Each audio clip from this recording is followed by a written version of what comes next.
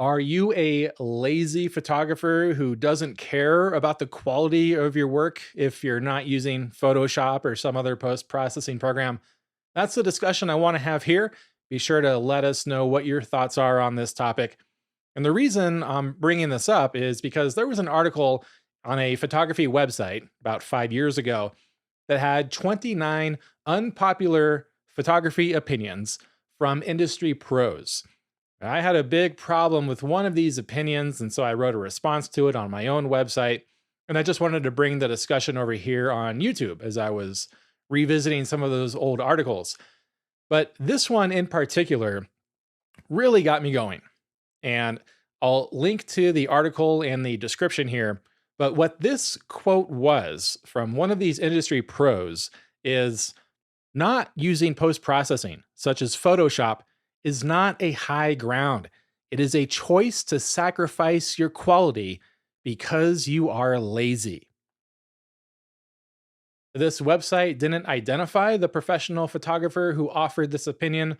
Pretty sure I have a solid idea who it is. If you've ever seen t shirts that say "I shoot raw" in big, bold, obnoxious letters, you probably have an idea as well. Maybe you even own one of those shirts. Honestly, I completely agree with the first part of this statement that not using Photoshop isn't a high ground, it's a choice. Totally agree. That is completely accurate. If you choose to not use Photoshop, that doesn't make you better than other photographers. It's just your choice. And you know what? It goes the other way. If you want to use Photoshop and you do, that doesn't make you better than photographers who don't use Photoshop because, again, that is just your choice. It's the second part of this statement that I have a big beef with, and that is that it's a choice to sacrifice quality because you're lazy. And there are five main points for why I think this is complete nonsense that photographers should not pay attention to. My first problem with this statement is because what I think makes photography great is the potential for all of the unique interpretations by different photographers. If you were to put 100 photographers in front of the same scene, you'd hopefully get close to 100 interpretations of that scene. Some photographers will be shooting in black and white, others in very vibrant, bold colors. Some may be using very shallow depths of field, while others have very deep depths of field. Some photographers may be using intentional camera movement. The point is, how a scene is interpreted is based on so many different factors, and Photoshop should not have to be a part of that. And that kind of leads into my second point. My second problem with this statement is that creativity happens in different parts of the process for everybody.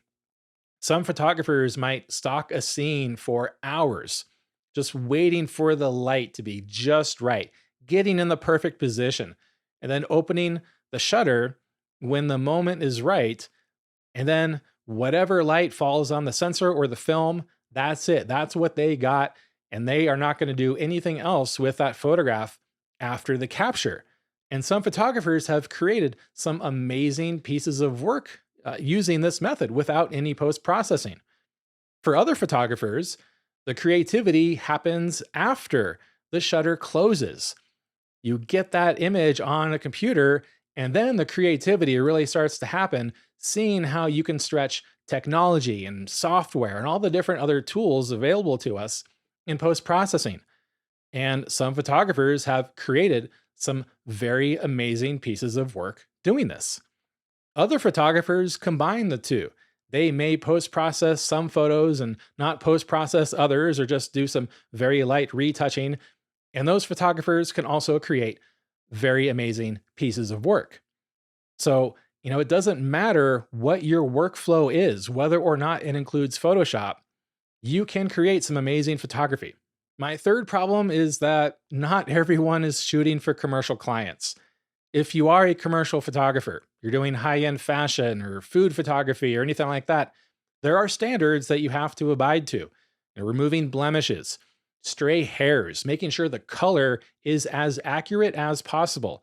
And you're not going to be doing these things in the camera. You're going to have to hop on the computer afterwards to take care of all of these different things to make sure that that photograph is up to your client's expectations and needs.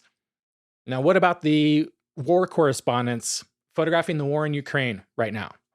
Do you think they're out in the middle of the conflict in combat and then getting back to wherever they're staying and then spending hours on the computer photoshopping those photographs?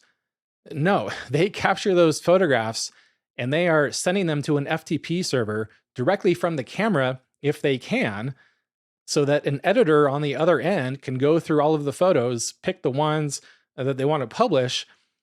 They don't have the time for that because their deadline was 10 minutes ago. It's their responsibility to make sure that that photograph is exposed properly, the composition, the framing, everything is just right because they don't have the luxury of fixing everything on a computer after that photo is captured just because everything is so time critical. Does that make them lazy? On the contrary, I think it's quite the opposite.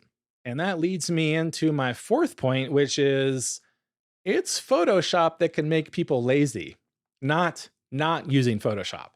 No photographer should ever bring the camera up to their face with the default mindset of knowing that they just don't have to pay attention to certain things because they know they can fix it on the computer later on. Come on, that is lazy. Why should you have to pay attention to making sure your horizon is straight or your framing is just right? There's no distractions anywhere, or the exposure is spot on. Why pay attention to all of that if you can just take care of it all on the computer? Is that lazier or better than the photographer who pays attention to all of those things at the moment the photo is captured? You make sure that horizon is straight. You make sure your framing is perfect. There's no distractions anywhere. Your exposure is spot on, and then you press the shutter button. Who's the lazier photographer? Well, that kind of goes back to one of my first points, is that the process happens in different places for everybody. And then my fifth problem with this statement is that post-processing can be a massive waste of time. We've all done it. We've all sat in front of a computer and moved those sliders around for hours on end. And even after a few hours, we kind of end up in the same place where we started. And I think a lot of that has to do with the pressure today of social media. We're not necessarily always processing the photos for ourselves or for our clients if we have clients, but for a larger audience that is going to be liking and commenting on our photos. And so, we want to make sure that we have that photo up to the Instagram standards rather than what our own creative vision is. And that can just be a massive time suck. Those of you who use Fujifilm cameras, and I know a lot of my audience uses Fujifilm, you can use all of the image quality settings to pre-process your photo so that you don't have to post-process, using all of the film simulations and the tone curves and the clarity and the color settings. You can take care of all of those things before you even press the shutter button. And that is, it's a different way of creating a picture, of processing that picture. You're doing it ahead of time rather than after the fact. You can get those perfect JPEGs straight out of the camera, looking like how you would have processed that photo on a computer had you been working with the raw file on Photoshop or Lightroom or something else. My larger problem with this opinion is that learning photography is already overwhelming enough.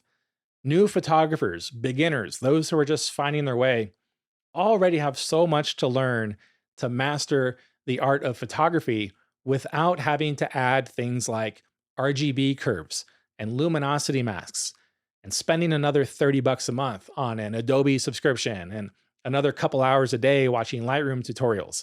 There's already so much involved. So, pro photographers, the industry pros, we should be offering techniques and not absolutes. We should be helping new photographers do what is best for that new photographer and not what is best for you, the industry pro. If you're an influential photographer, you owe it to others to let them know that there is no wrong way to treat a photo after capture, so long as you're achieving what you want to achieve. So I'd love to hear what your thoughts are on this topic. Please leave them in the comments. Be sure to subscribe for more great tips and discussions like this every single week. Thank you so much for watching, and we'll see you in the next video.